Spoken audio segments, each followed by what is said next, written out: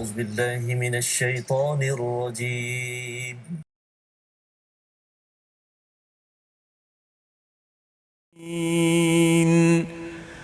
اهدنا الصراط المستقيم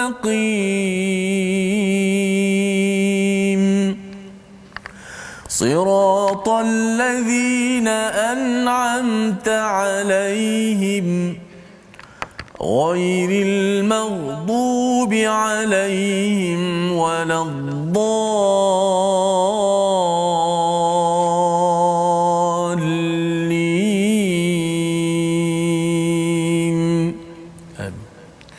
Assalamualaikum warahmatullahi wabarakatuh. Alhamdulillah wassalatu wassalamu ala Rasulillah wa ala alihi wa man wala syada la ilaha illallah syada Muhammadan abduhu wa rasuluhu. Allahumma salli ala sayidina Muhammad wa ala alihi wa sahbihi ajma'in. Amma ba'du. Apa khabar tuan-tuan dan puan yang dirahmati Allah sekalian? Kita bersyukur pada Allah Subhanahu wa taala untuk sama-sama kita berada pada My Quran Time, baca faham amal pada hari ini, untuk sama-sama kita memberi perhatian kepada halaman 191 pada hari ini. Semalam kita sudah pun melihat halaman 190 yang memberikan panduan kepada kita, dan hari ini kita bersama dengan Ustaz Tirmizi Ali. Apa khabar Ustaz? Alhamdulillah baik Ustaz. Alhamdulillah Ustaz ya. Okey, kita nak teruskan bersama dengan tuan-tuan puan-puan yang berada di rumah, adik-adik ya, mungkin ada lagi yang belum lagi ke sekolah ya, ambil peluang untuk mendengar ayat-ayat suci Al-Quran ini, dan kita nak biasa-biasakan ya. Ini adalah sebagai salah satu daripada bekalan besar penting untuk kita di dunia ini sampailah ke akhirat nanti insya-Allah. Kita mulakan dengan doa ringkas kita. Subhanakala ilmalana illa ma 'allamtana innaka antal alimul hakim. Rabbi zidni ilma.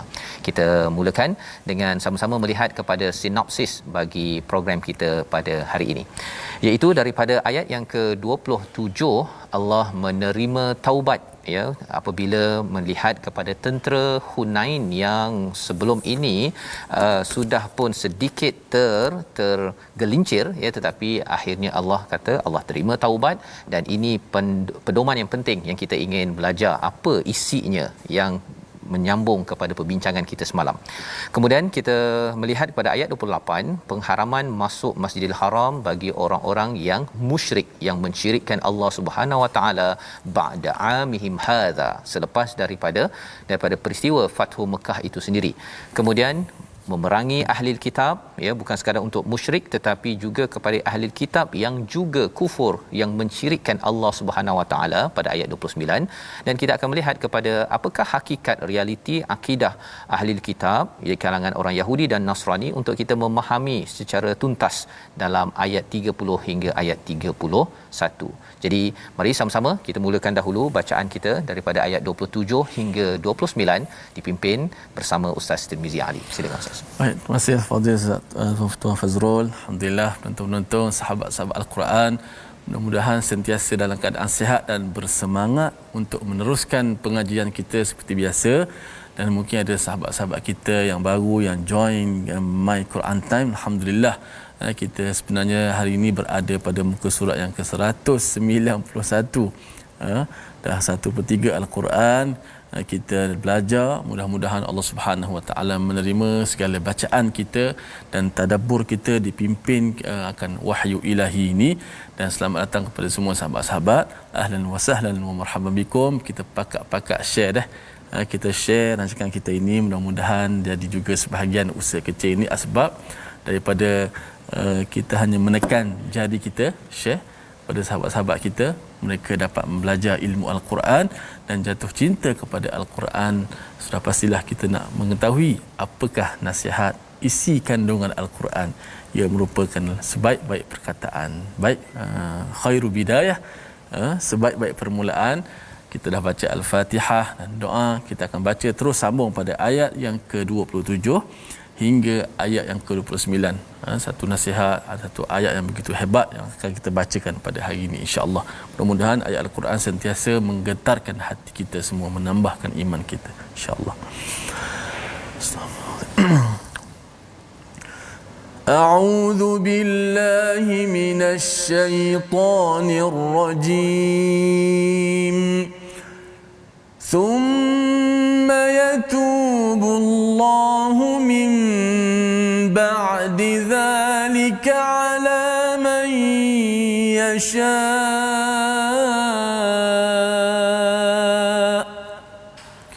والله غفور رحيم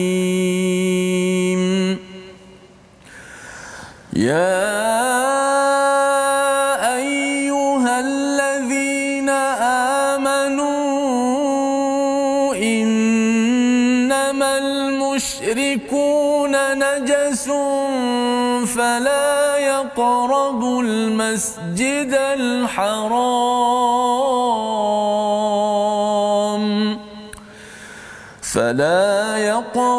المسجد الحرام بعد عامهم هذا وإن خفتم عيلة فسوف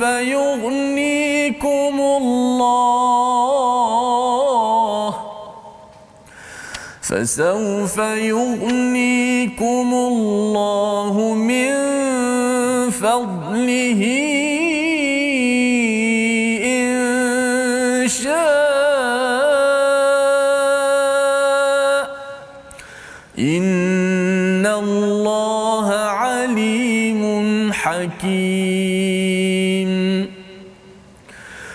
قاتلوا الذين لا يؤمنون بالله ولا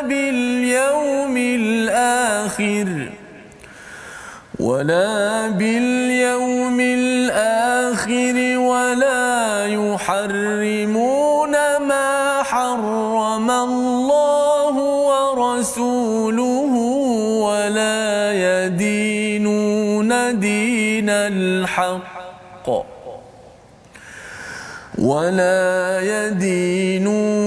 دين الحق من الذين أوتوا الكتاب حتى يعطوا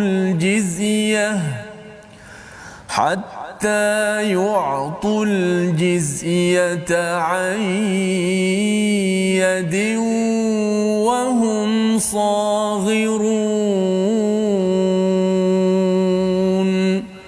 صدق الله العظيم.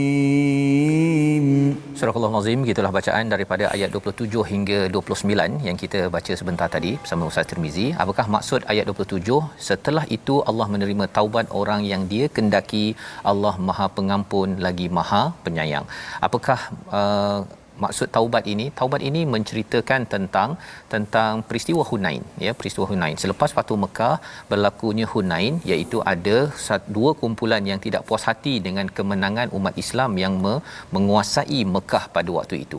Maka ketika dah nak pergi berperang tersebut, dah menang Ustaz, ya. Lepas Fathu Mekah, tuan-tuan sekalian cuba bayangkanlah, bila dah menang, rasa confident, rasa yakin, maka tentera-tentera Islam pun bergerak, ya, ke kawasan berdekatan tersebut. Dan pada waktu itu mereka merasakan dengan jumlah yang banyak itu, mereka rasa okey, kita boleh makan, contohnya lah, ya, untuk menyelar ataupun memastikan orang-orang yang akan membuat masalah itu dapat diselesaikan.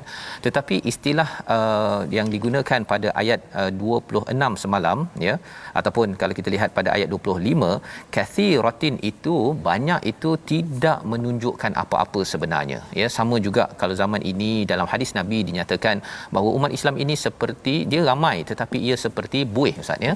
Kerana apa? Kerana ada satu penyakit yang diistilahkan sebagai wahan. Dalam bahasa Arab, wahan ini maksudnya lemah. Tetapi bila ditanya kepada Nabi, sahabat tak berapa biasa istilah wahan ini. Apa itu wahan?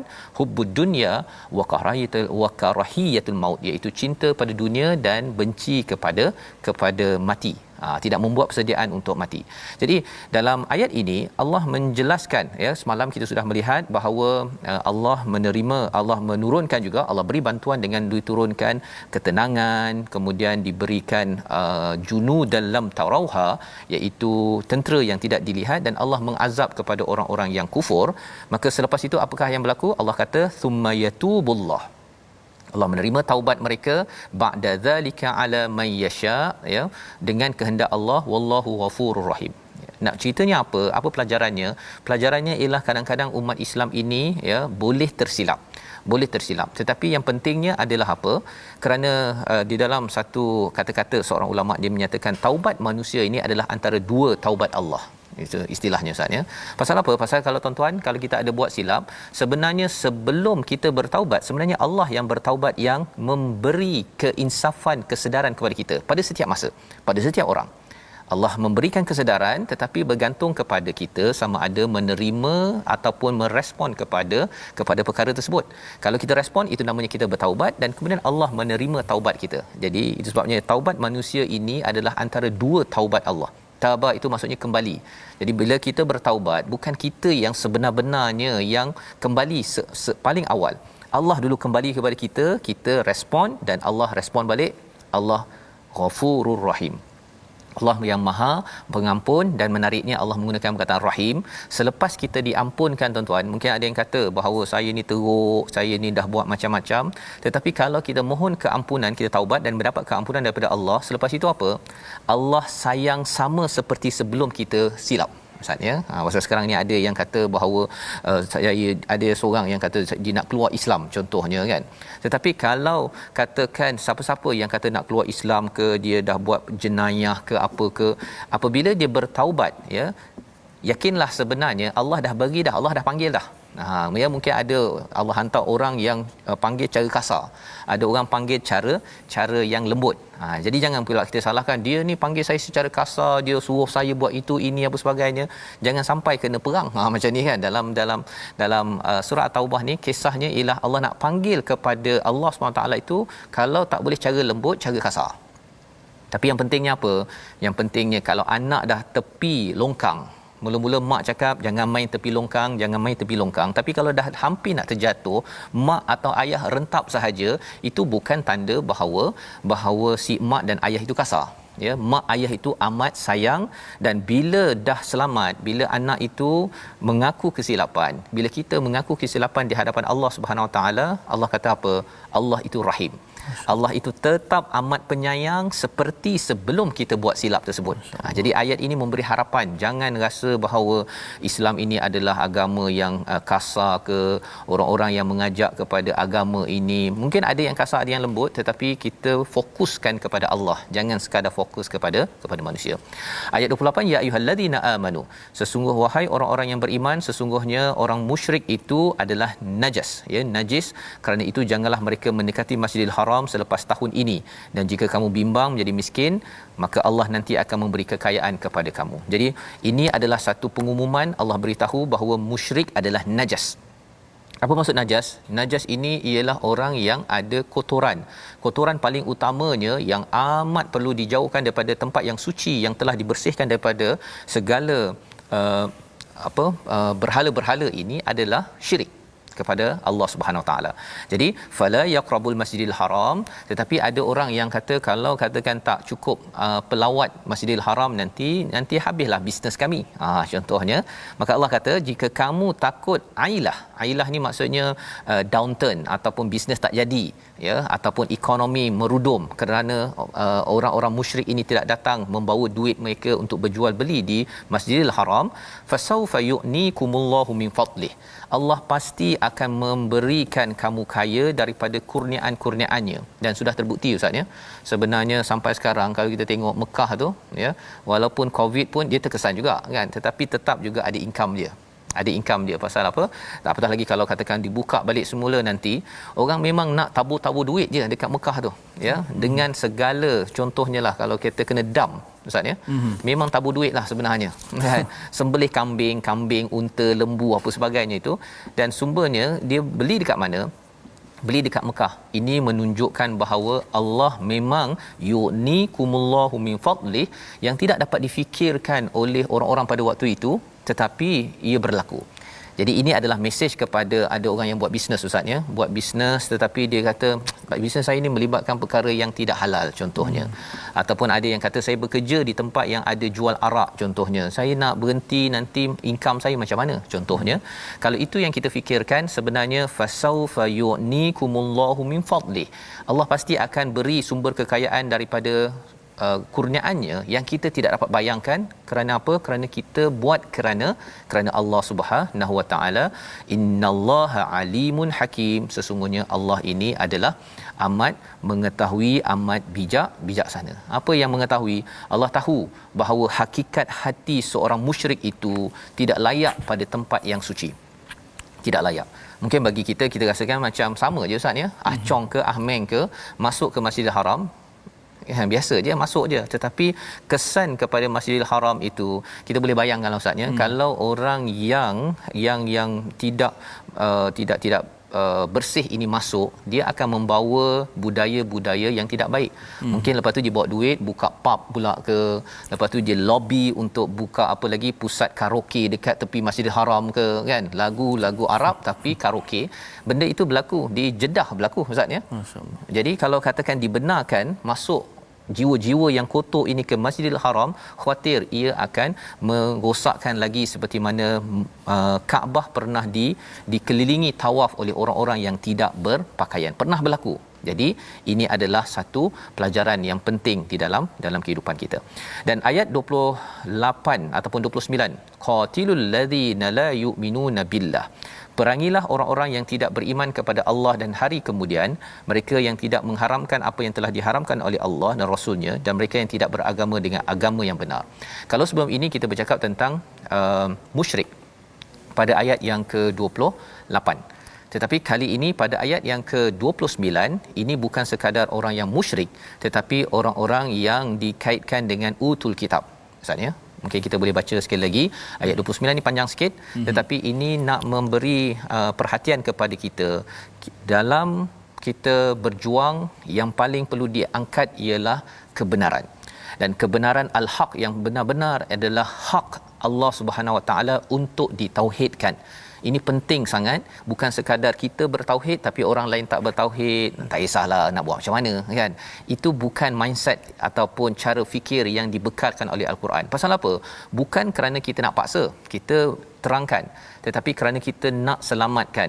Kalau boleh di dunia ini cara berfikirnya mengutamakan Allah, orang ini tidak rasuah, orang ini tidak akan buat rosak di bumi.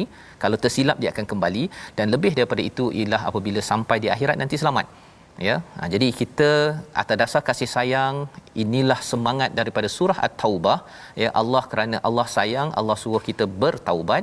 Mari kita baca ayat 29 sekali lagi dipimpin Ustaz Tirmizi. Baik, auzubillahi minasyaitanir rajim. qatilul ladzina la yu'minuna billahi wala bil ولا يحرمون ما حرم الله ورسوله ولا يدينون دين الحق من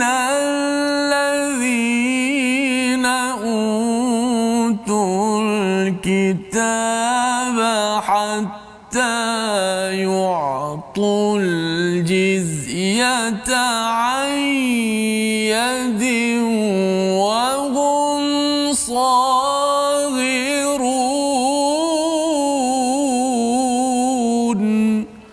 صدق الله. Surah Al-Azim ayat 29 ini Allah memulakan dengan perkataan qatilul ladzina la yu'minuna billahi wal yaumil akhir, iaitu perangilah orang-orang yang tidak beriman pada Allah dan hari akhir.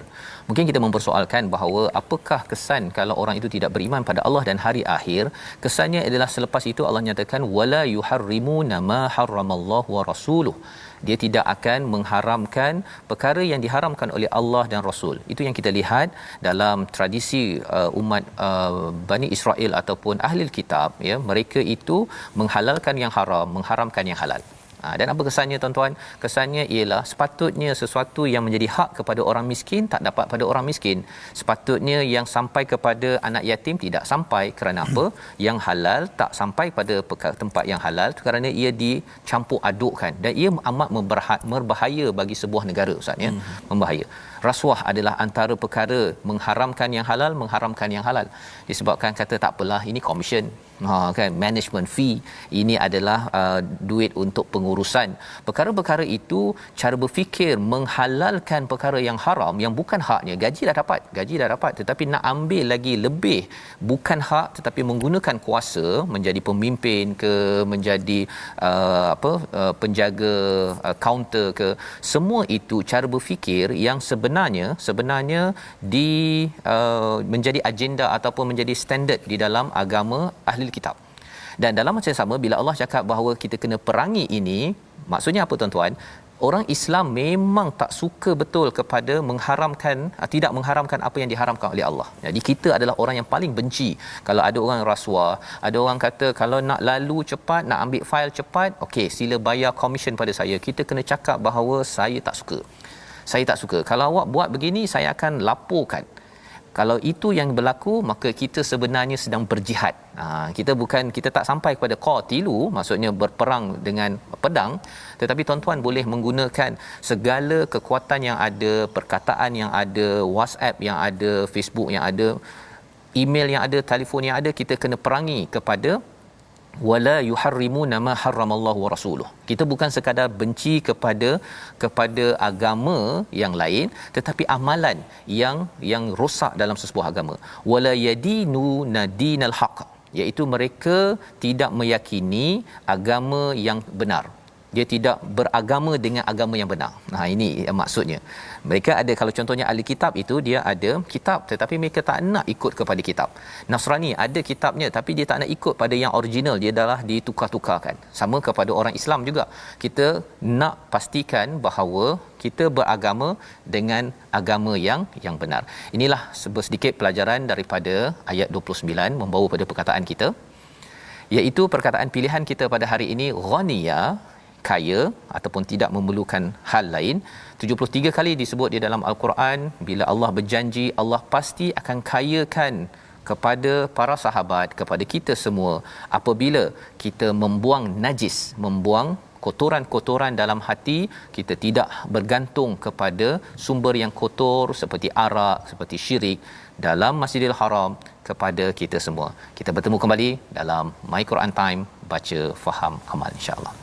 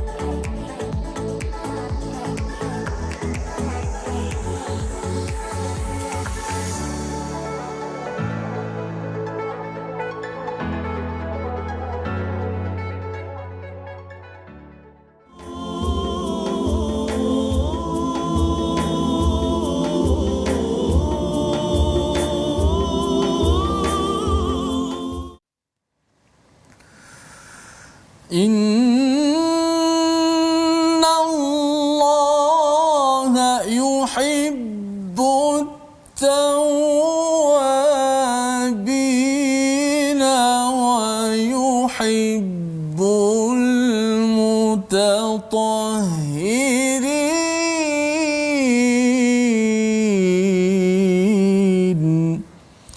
Sungguhnya Allah Subhanahu wa taala sangat mencintai, mengasihi orang-orang yang banyak bertaubat dan orang-orang yang sentiasa menyucikan dirinya. Alhamdulillah, terima kasih kepada semua penonton-penonton, sahabat-sahabat Ahlul Quran, My Quran Time, baca, faham, amal. Kena terus istiqamah, terus setia dalam rancangan ini. Mudah-mudahan nikmat kita mendapat hidangan nasihat daripada Allah Subhanahu wa taala ni. Kita berdoa kepada Allah agar Allah Taala tidak cabut nikmat ni daripada hati-hati kita semua. Alhamdulillah.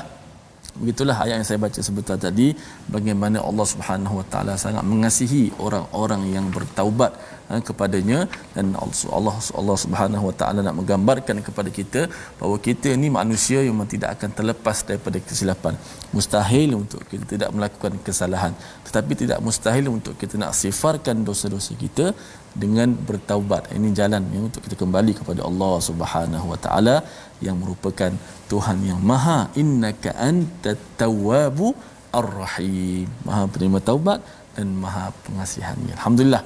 Baik, Ustaz Faz, kita nak belajar sedikit tajwid kita Ustaz. Pada kali ini kita akan membahaskan tentang tajwid berkenaan dengan kesalahan-kesalahan yang biasa berlaku pada nun sabdu dan mim sabdu. Kita dah bahaskan tentang hukum nun musyaddadah dan mim musyaddadah. Nun yang ada sabdu dekat atasnya, mim yang ada sabdu dekat atasnya, yang mana kita kena baca dengan mendengungkan, menjelaskan dengungnya, memanjangkan suara dengung itu. Maka sekarang ni kita lihat sedikit, walaupun ia simple, inna, imma, walamma, tapi apakah kesalahan-kesalahan yang banyak berlaku di kalangan pembaca-pembaca kita bila berjumpa dengan, biasa kita sebut apa, wajibul ghunnah, wajib ghunnah dekat situ kan. Okey, kesalahan-kesalahan biasa berlaku pada bacaan nun musyaddadah ataupun nun sabdu dan juga mim musyaddadah, mim yang bersabdu. Pertamanya dua je. Pertama, memendekkan kadar dengung. Dia dah dengung dah, atau cuma dengung itu terlalu pendek sangat. Contoh ayat pertama yang kita baca tadi, ayat pertama yang kita baca, ayat ke-27, mim sabdu kan, thumma yatubullah, thumma yatu, dia tak panjangkan, tak cukup dengung. Yang kedua, tidak menyempurnakan dengung dengan betul. Macam mana yang dikatakan tidak menyempurnakan dengung dengan betul? Dia tak betul-betul jelaskan nun dengung tu. Dia baca macam ni, innallazi, dia dimasuk hidung tapi dia tak jelaskan apa sifat gunnah nun itu. Innallazi, sepatutnya in lidah kita ni, hujung lidah sentuh pada makhraj nun tadi tu, ke hujung lidah tu ke langit. Mari kita lihat contoh tadi. Contoh pada slide yang kedua. Contoh ini juga terdapat dalam ayat yang kita baca pada hari ini. Pertamanya ayat 27, thumma yatubullah, tak boleh thumma yatu, itu yang silap. Maknanya tidak menjelaskan dengung itu betul-betul. Kesalahan kedua tadi. Pertama, tak cukup dengung, thumma yatu, tak boleh macam tu. Kemudian innamal musyrikuna najas, pada ayat yang ke-28 tadi. Kemudian contoh pada ayat yang ke-28 akhir, innallaha alimun hakim, innallah, nun tu bersabdu. Kemudian pada awal ayat yang ke-30, waqalatil yahudu uzairun ibnullah waqalatin nasara al-masih ibnullah. Pada waqalatin nasara, kena panjangkan gunnah dan jelaskan gunnah itu. Nak jelaskan macam mana? Memang hujung lidah kita kena pada makhraj nun dan dijelaskan gunnah itu. Dan ayat terakhir, subhanahu amma yusyrikun, pada ayat yang ke-31, last sekali, kalimah yang last sekali tu, subhanahu amma yusyrikun, subhanah, maha suci Tuhan daripada apa yang mereka sekutukan. Mereka kata Uzair anak Allah, mereka kata Isa anak Allah, sebagainya. Itu akan dikupas pada muka surat yang ke bahagian yang kedua. Baik, itu tajwidnya hari ini. Pertama, kesalahan tu hindarkan kesalahan, iaitu memendekkan, tak cukup dengung. Dan yang kedua, tidak dengung dengan sempurna. Jelaskan cara dengung sebenarnya, letak betul-betul hujung lidah pada makhraj nun dan mim itu, kemudian masukkan di hidung. Baik, terima kasih ucapkan pada Ustaz Tirmizi. Kita bercakap hari ini tentang sabdu ataupun apa Ustaz, musyaddah ke musyaddadah? Musyaddadah. Musyaddadah ya. Nun musyaddadah. Musyaddadah ya. Kalau musyaddah tu lain pula maksudnya tu kan. Okey, yang dikuatkan. Okey, baik. Jadi kita ingin meneruskan ya dengan ayat 30 dan 31. Cuma kita lihat dahulu Ustaz ya, ayat 29 tu di hujung itu. Tadi kita bercakap tentang agar yang perlu diperangi, agar beragama itu mestilah berdasarkan kepada kebenaran, hatta yu'tul jizyah ya, terutama kepada orang-orang utul kitab ini, orang Yahudi Nasrani itu, mereka ini memberi jizyah kepada orang Islam pada waktu itu. Pasal orang bukan Islam, dia bayar zakat, dia ada tuntutan dia ya. Tetapi jizyah ini kepada orang yang bukan Islam yang bersama dengan orang ataupun berada di dalam sebuah negara Islam. Ideanya ialah ada cukai. Kalau kita sekarang ni ada cukai, dia bayar cukai sama-sama. Tak ada pula kumpulan ini bayar cukai, kalau orang Islam bayar zakat, yang ini tak bayar. Maksudnya dia tidak betul-betul menghargai kepada peraturan dalam sesebuah negara Ustaz ya. Ayyadim wa hum saghirun ya, dengan tangan mereka, dan mereka juga orang yang tunduk kepada peraturan yang ada. Sebabnya di dalam Islam, dalam Quran ini kita ada dua perkara, nilai yang baik dan juga peraturan. Itu penting kita beri perhatian. Nilai yang baik ini adalah untuk kita menggalakkan ke arah kebaikan, mencegah kemungkaran. Tetapi kita juga ada enforcement, penguatkuasaan kepada peraturan. Pasal apa? Pasal ada orang yang dia my Quran time tak nak dengar Ustaz.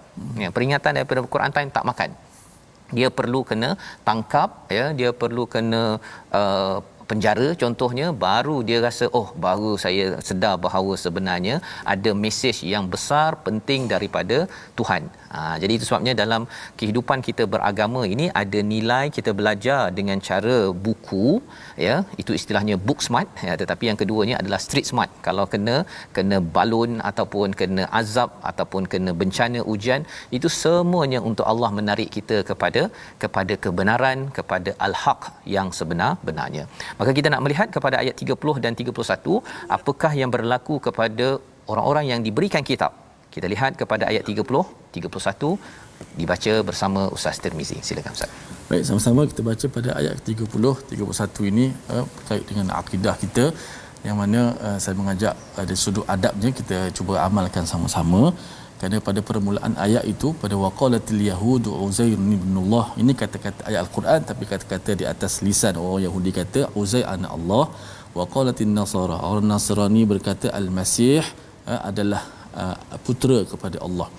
Perkataan ini adalah perkataan yang tidak sangat layak, tidak layak bagi Allah Subhanahu Wa Taala. Sebab itulah di ujung ayat Allah kata subhanah, maha suci, kita menyucikan Allah Subhanahu Wa Taala daripada segala sifat kekurangan. So secara adabnya kata para ulama, antaranya Syekh Imam Al-Jazari memuji seorang tabi'in yang Ibrahim An-Nakhai, yang membaca pada ayat ini dia akan membaca dengan suara yang perlahan, tidak perlu dikuat-kuat kepada ayat ini. Kemudian selepas tu ayat tu dibaca dengan nada yang biasa. Ini sebagai satu adab, bukanlah satu hukum, tapi adab.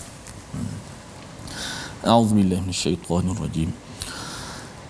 وقالت اليهود عزير ابن الله وقالت النصارى المسيح ابن الله ذلك قولهم بأفواههم يضاهئون قول الذين كفروا من قبل قاتلهم الله أنى يؤفكون اتخذوا أحبارهم ورهبانهم أربابا من دون الله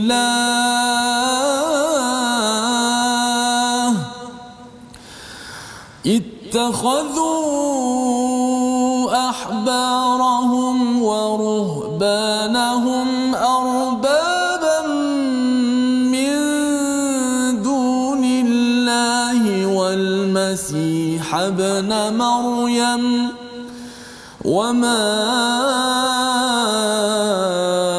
أمروا إلا ليعبدوا إلها واحدا لا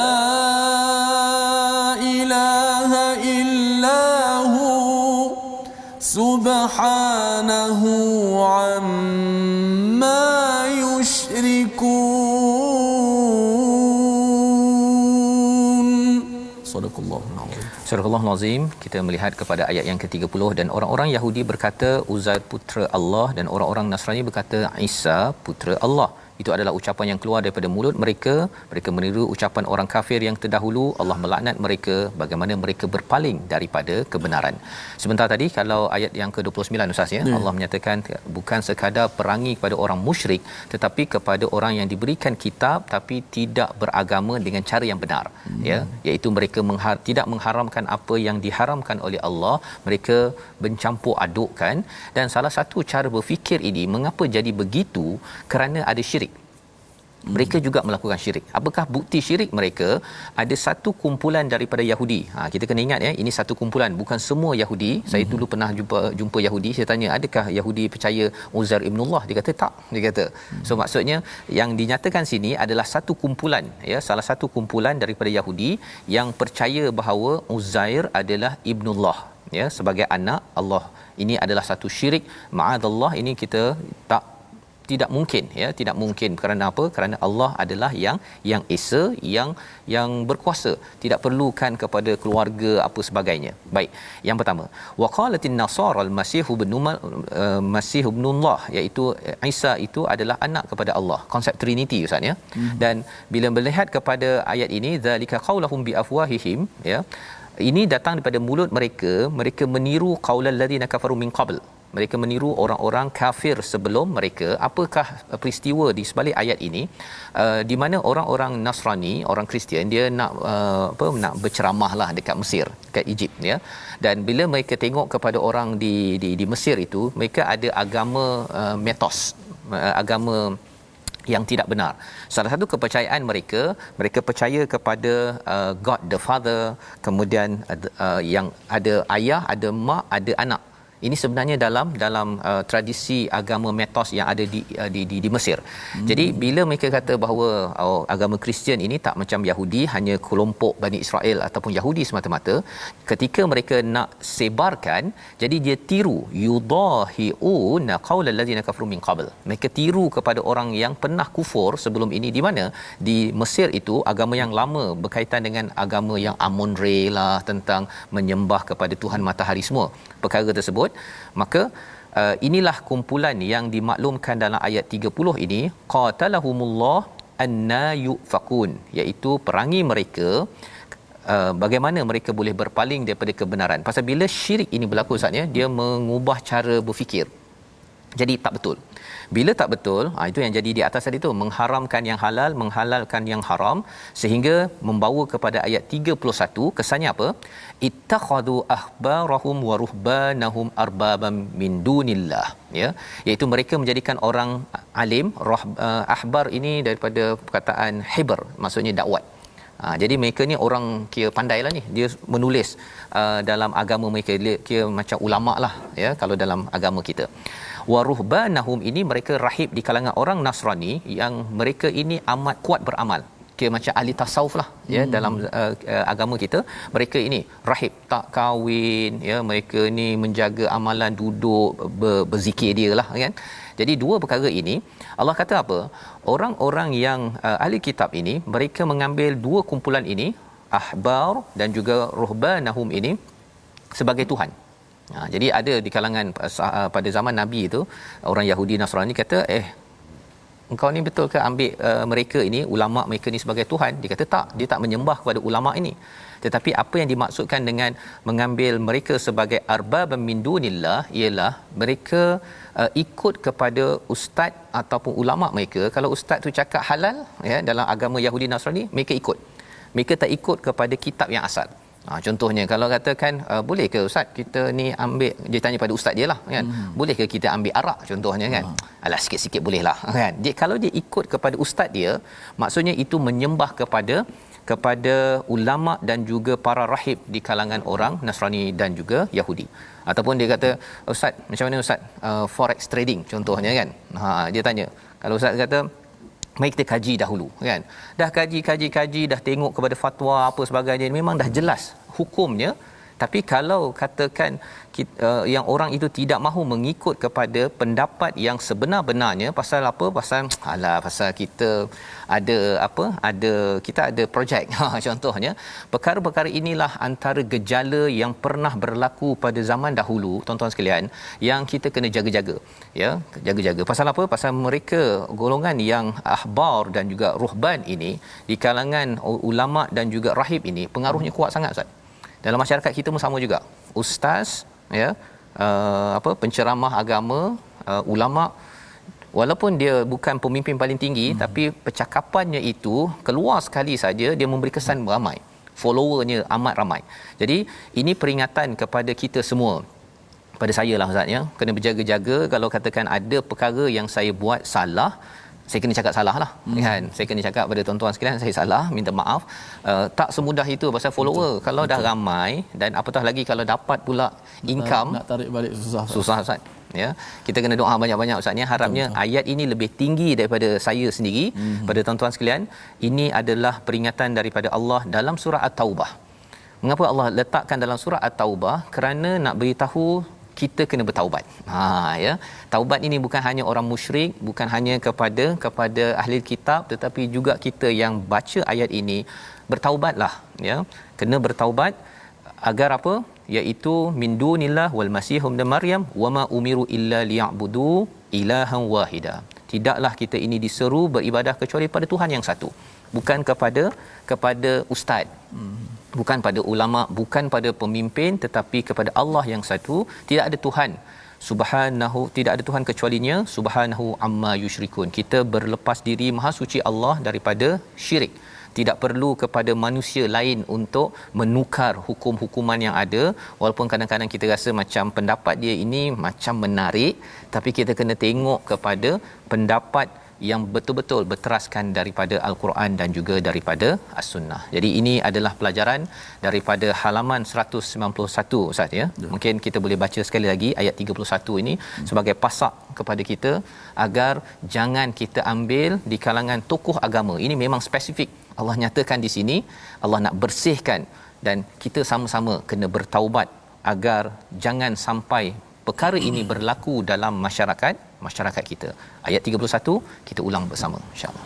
Baik, sama-sama kita baca ayat 31. Kita menafikan apa-apa yang tidak layak bagi Allah Subhanahu Wa Taala. Allah Taala Maha sempurna, tapi kita sebagai hamba ni, itulah kita mengucapkan tasbih bila kita melihat ada sesuatu perkara yang dilemparkan mengatakan kepada Allah Subhanahu Wa Taala tidak layak, ada anak dan sebagainya. Allah Taala guna perkataan subhanah dalam surah ayat tu, wa qalu takhadallahu walada subhanah, maha suci Tuhan. Dengan maksud kita menyucikan Allah daripada segala kekurangan. Allah Subhanahu Wa Taala Maha sempurna. Itu akidah kita. Auzubillahi minasyaitanir rajim. Ittakhadhu ahbarahum wa ruhbanahum arbaban min dunillahi wal masih ibn Maryam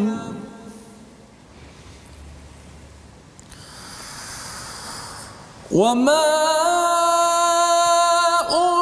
أمروا إلا ليعبدوا إلها واحدا لا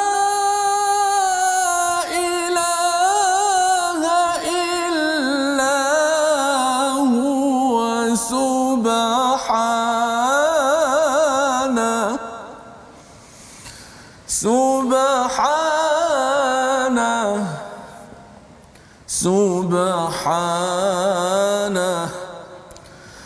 سبحانه عما يشركون.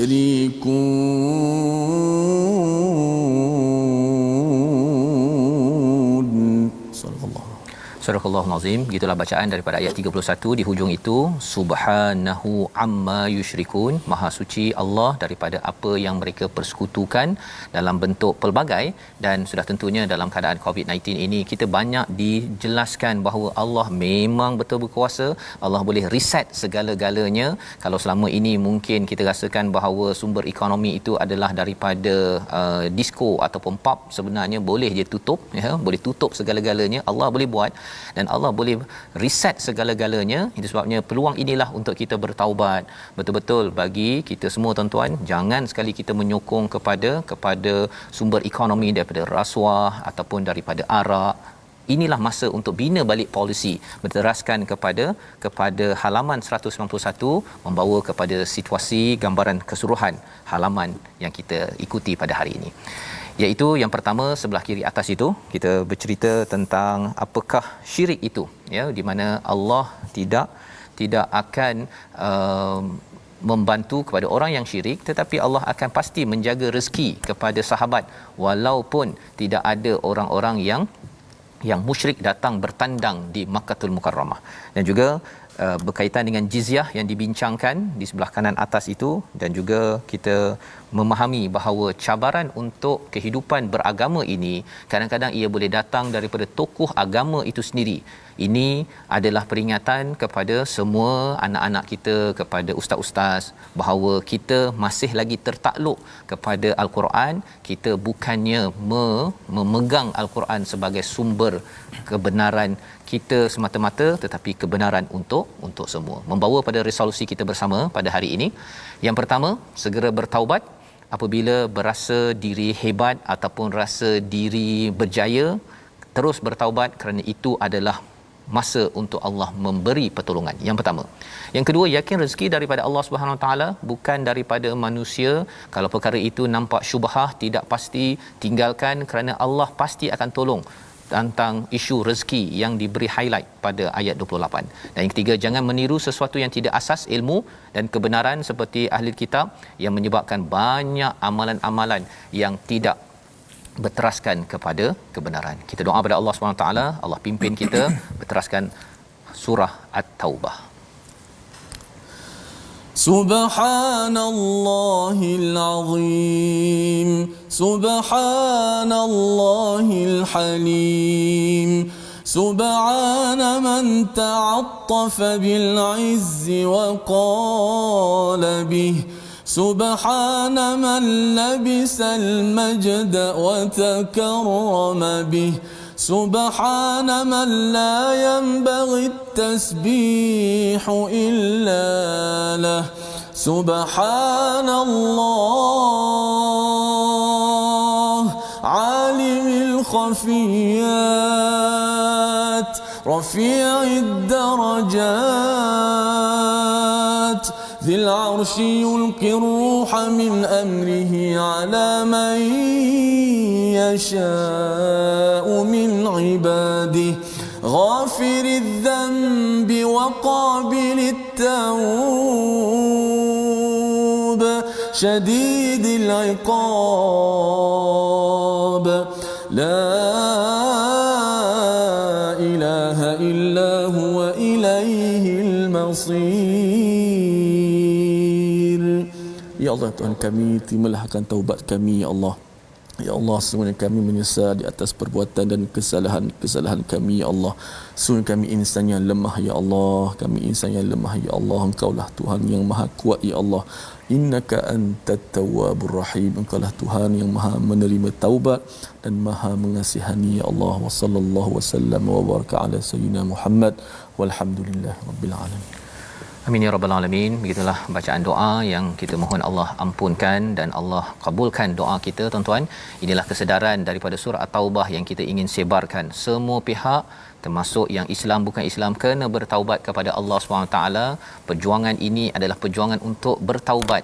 Inilah yang kita ingin sebarkan dalam tabung gerakan Al-Quran.